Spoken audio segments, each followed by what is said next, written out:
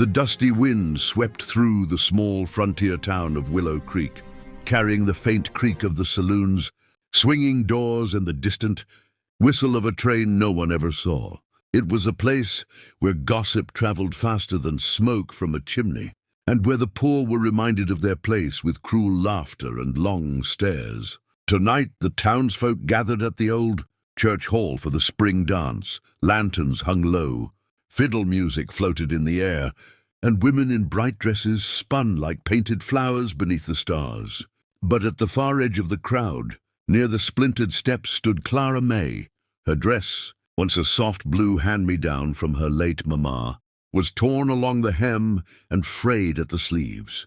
She had stitched it herself in the faint light of the barn, but the seams were uneven and the fabric too thin to hide its age. When she walked in, the whispers began like a cold wind crawling up her spine. "Look at her," someone hissed. "She should have stayed home." Another woman snickered behind a lace fan. "Poor thing thinks she belongs here." Clara lifted her chin anyway. She had spent all day milking, feeding, hauling, and praying for just one night to feel normal, to feel seen. But the truth settled heavy in her chest. She didn't fit in with their silk ribbons and polished boots.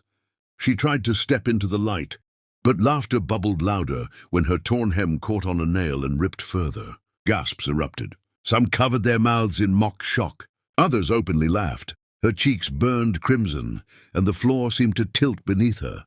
For a heartbeat, she thought of running back to the stable where no one could see her. But then his boots hit the floor.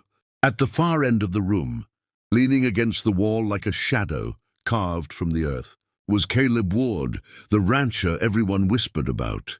Tall, broad-shouldered, with a jaw that could cut stone and a gaze that silenced men twice his size. He owned the largest stretch of land north of the river, but he never bragged. He didn't dress fancy or speak much. He simply watched. And tonight he had been watching Clara since she walked through those doors with trembling hands and a brave face. He saw how the laughter cut through her like barbed wire.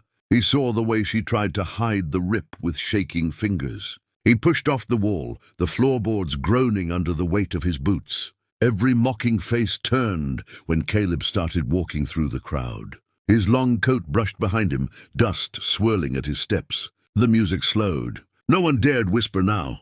Caleb stopped right in front of Clara, close enough for her to smell the clean scent of leather and cedar on him. She froze, breath caught, unsure whether to lower her head or run. But he did something no one expected. He shrugged off his thick rancher's coat, worn, strong, warm from the night air, and in one slow, deliberate motion, he wrapped it around her shoulders. The laughter died like a flame snuffed. Out, the room fell silent. His voice, low and steady, carried through the still air.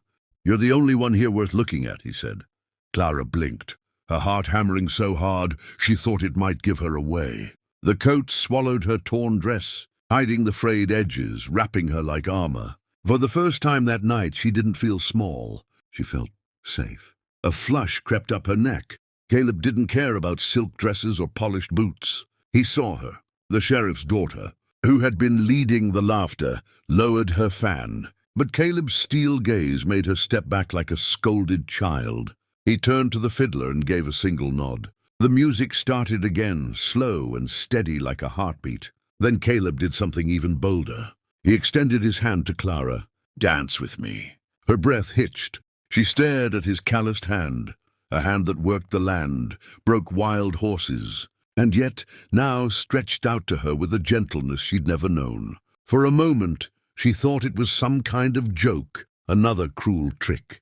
But when she met his eyes, she found no mockery there, only quiet strength. Clara placed her trembling hand in his, and the world seemed to hold its breath. He led her to the center of the room, not caring about the stares or the whispers. The crowd parted like a river around a rock. He held her as if she were made of something precious, and as they swayed to the fiddle's soft tune, the coat draped around her like a crown. Every spin erased another piece of the shame she had carried. Every step whispered that she was worthy.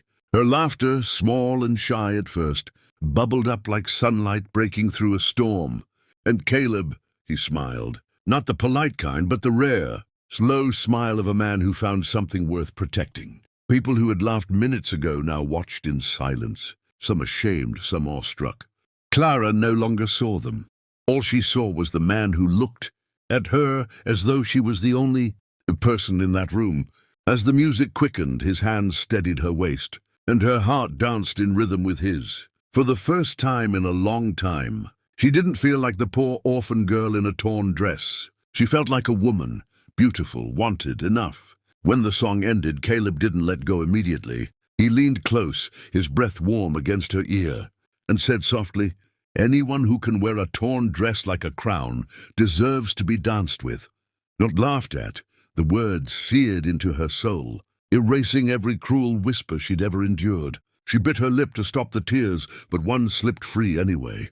Caleb reached up and brushed it away with the back of his hand, a gesture so tender it stole her breath. The sheriff's daughter cleared her throat, clearly uncomfortable with the attention no longer on her.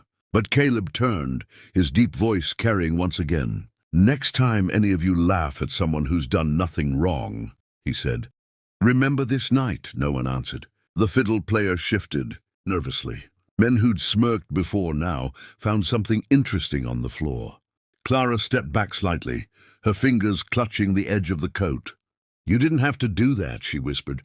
Caleb looked at her, something unspoken in his eyes. "Yes, I did."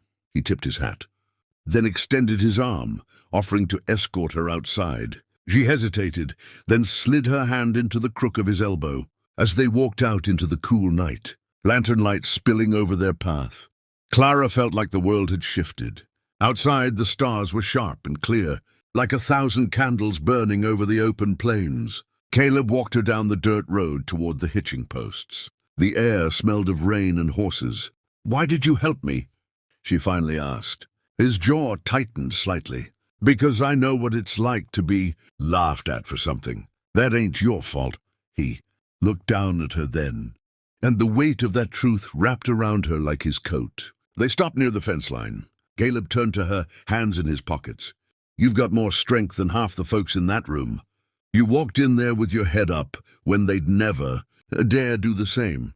Clara shook her head softly. "I almost ran," he chuckled, low and warm. "But you didn't, that's what matters." She didn't know how long they stood there, under the stars, breathing the same quiet air. But for once, silence didn't feel heavy. It felt right. In the weeks that followed, people in town stopped laughing quite so loudly. Clara held her head a little higher. And Caleb? He kept showing up. At the well, at the feed store, sometimes just to walk her home.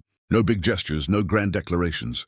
Just quiet, steady presence. The kind of man who doesn't just take off his coat for a girl. He stands beside her when the world turns cold. So remember this. The world may laugh at your torn dress, your humble beginnings, your scars. But one moment, one kind hand, can turn shame into strength.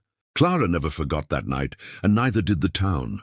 And if you're listening to this story right now, let it remind you that worth isn't measured by what you wear, but by the fire in your spirit. Someone out there will see you for who you are, just like Caleb saw Clara.